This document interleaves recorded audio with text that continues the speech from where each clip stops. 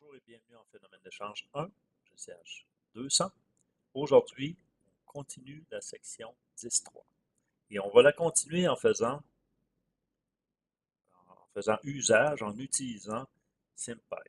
Pourquoi? Parce que vous avez vu, c'est quand même assez lourd de faire des calculs à la main, de faire des développements à la main. Quand on est capable de le faire à la main, ça vaut la peine, c'est plus rapide, c'est plus simple.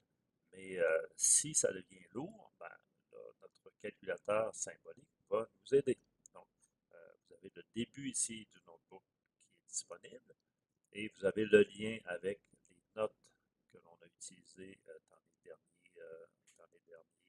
les dernières capsules. Et on commence à travailler avec SymPy. Donc, on importe SymPy, on définit nos fonctions et nos variables. Donc, KC, KF, tout ça est défini. On définit la source et on la fait afficher ici. Donc, la source, c'est ceci. Et maintenant, ce que je fais, c'est que j'utilise, parce que vous avez vu dans la section 10.3, le premier bilan sur QC et sur QF, c'est simple à faire. Donc, j'utilise ici, moi, l'équation pour la partie fissible, la première, donc la dérivée de Q indice F fois R carré par rapport à R, moins Sn fois R carré est égal à 0. Je l'utilise, cette équation-là. Elle était déjà là, donc on va l'utiliser. Ce que je fais, donc je prends cette expression-là, l'équation F, je lui substitue la loi de Fourier, donc je mets dans cette expression-là tout de suite. Hein, je ne vais pas aller chercher une première constante en intégrant une première fois. Je vais plutôt tout de suite mettre la loi de Fourier. Donc, pour QF, je mets la loi de Fourier qui est moins QF, la différentielle de TF par rapport à R. Donc, je la mets dans cette expression-là. Okay? Et ensuite, donc, ça va me donner cette expression-là, qui n'est pas belle, hein? Mais c'est lui qui travaille, c'est SymPy qui travaille. Donc, on ne lui simplifie pas le travail, on n'a pas besoin. Donc, ensuite, je dis, bon, ben, TF, c'est quoi? C'est la solution de cette expression-là, donc du premier bilan, dans lequel on a introduit tout de suite la loi de Fourier. C'est une façon alternative de travailler, mais vu que la machine, elle, est capable de le faire avec une simple commande ici des soldes, ben pourquoi je n'utiliserais pas? Donc, j'obtiens tout de suite, vous voyez, mon premier profil avec deux constantes tout de suite. Quand je travaillais à la main, c'était intéressant d'éliminer les constantes tout de suite et aussitôt qu'on était arrivé à une constante, une première intégration, on arrêtait. Ici, on n'a pas besoin de faire ça. Vous voyez, on a tout de suite le profil qui a une allure R2, R4 avec une constante sur R et une constante tout court. Donc ça, c'est mon premier profil de température donné. OK, je vais prendre ici la partie droite seulement. Donc, je vais prendre que ça. Et je vais après ça, donc je le réaffiche. Okay. Et je vais dire, bon, je travaille un peu de façon différente. Je vais dire, le flux, c'est quoi?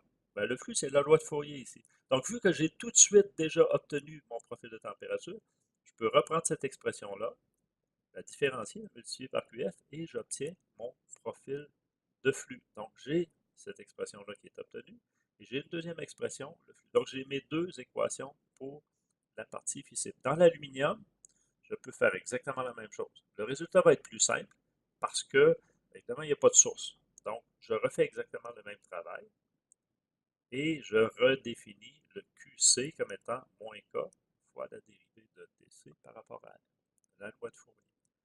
Donc, j'obtiens après ça mes quatre équations.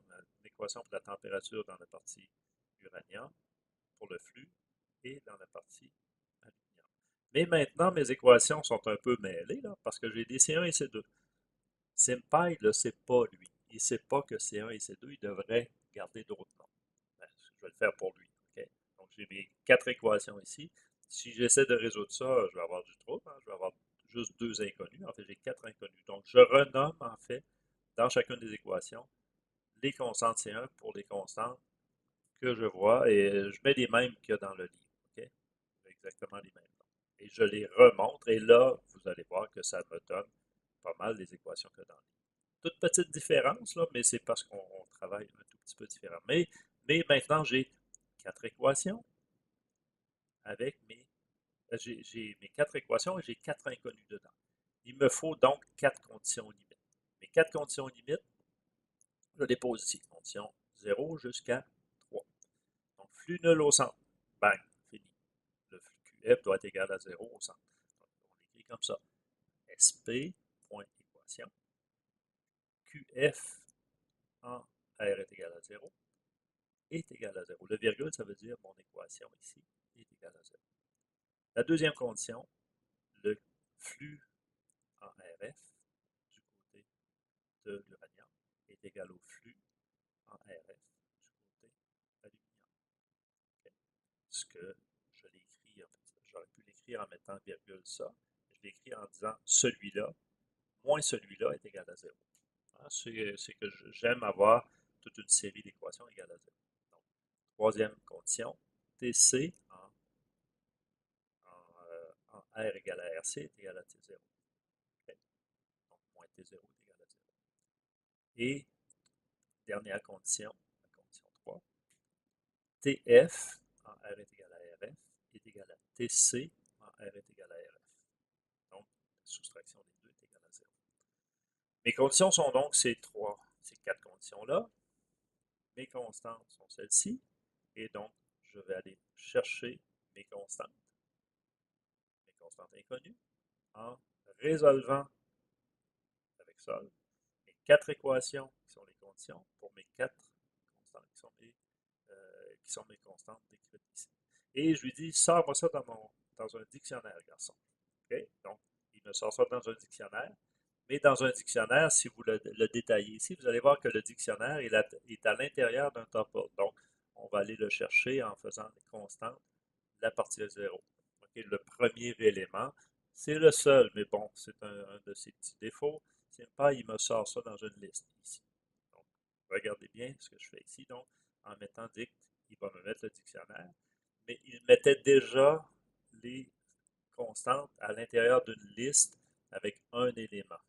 Bon, c'est dur de se plaindre, SymPy est gratuit. Okay? Donc, les gens l'ont fait comme ça. D'accord? Donc, j'ai mes 4 constantes.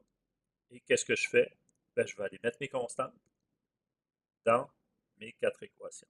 Okay? Parce que C1, C, C1, F apparaissent dans mes 4 équations. Donc, je fais substitut dans chacune de mes équations. Je les regarde maintenant, mes équations sont celles-là. Elles ressemblent beaucoup, beaucoup à celles qu'il y a dans le livre. Mais ce n'est pas nécessairement placé exactement de la même façon. Donc, pour voir si ça a de l'allure, je vais me mettre des valeurs physiques. Okay? Je mets des valeurs physiques et je fais tracer. Je fais matplotlib, je n'aime pas, et je fais afficher ceci. Et vous voyez, en mettant des valeurs, j'ai joué un tout petit peu, j'ai triché un peu, j'ai joué avec ces valeurs-là et avec les dimensions. J'ai mis par contre la vraie conductivité de l'aluminium, la vraie conductivité de l'uranium. J'ai mis des rayons qui sont à peu près cohérents.